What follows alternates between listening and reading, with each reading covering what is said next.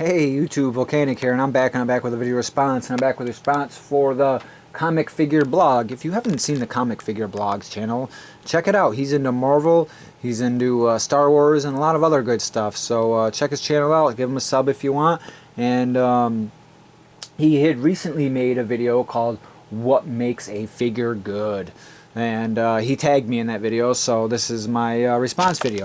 I thought it was going to be an easy answer, and I was going to say articulation or paint apt or the sculpt. But you know what? I'm an older collector, and most of the toys, I don't have any here right at the moment, but most of the toys that I collected and stuff were vintage, and they had horrible articulation. The sculpt wasn't movie accurate, and the paint apps were horrible. So I can't really say I have to go on to that, I started thinking, well, maybe sometimes if maybe one time only made figures that they only made once, or just the sculpt, or maybe just oddness, being different from all the rest, something different that's cool that shocks you, or something that is very movie accurate but not totally movie accurate, like he was missing one of his horns and they gave him all of his horns. So and then I think, oh, connection to the book.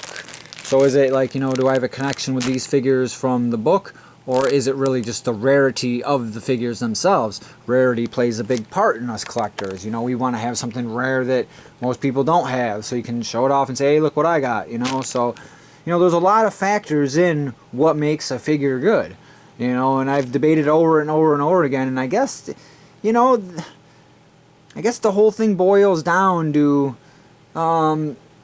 it's almost not even the figure. It's our fondness and our connection to the figure, to the movie or the thing. It doesn't have to be Star Wars, it's, everything. But I mean, whatever you're into, your connection to that, I think, is what makes it good. It's not the actual figure itself. It's being able to take a piece of the movie and hold it in your hand, and we're forced to have whatever they give us, and sometimes you're happy just to have that one figure. He could be, like her. I mean, her elbows don't move, and she has no articulation in her arm, and normally I would be like, oh, that's a horrible figure, but I only got one of her, and she's awesome. Look at her, she looks cool, so I'm not going to nitpick and complain about things like that, you know what I mean? For, like, when it comes to, when you get a one-time only figure or this or that. So I think you're happy with whatever you get, as long as you have that fond connection to the figure itself. And I think that's probably my answer for this one, is going to be that it's definitely a mixture of nostalgia to our media, basically, to what you enjoy, who do you connect with, and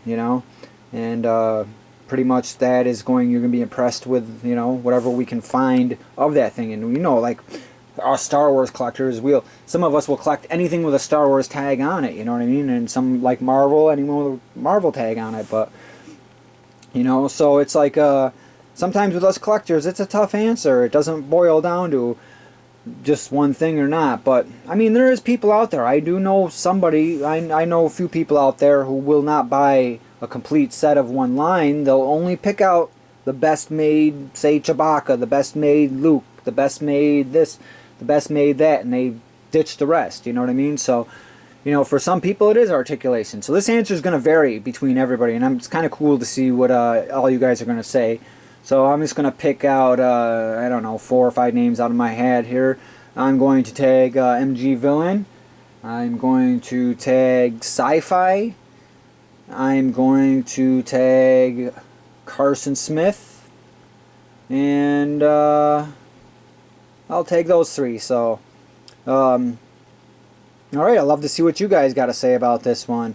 And I want to thank the Comic Figure Blog again for tagging me in his video. And again, if you haven't seen his page, check it out. It's a pretty good channel. So I want to thank you all my supporters and my subscribers. So I want to thank you so much for watching. And if you haven't subscribed, please subscribe. I could use your support. And I'm going to catch you guys in the next video. Take care, everybody.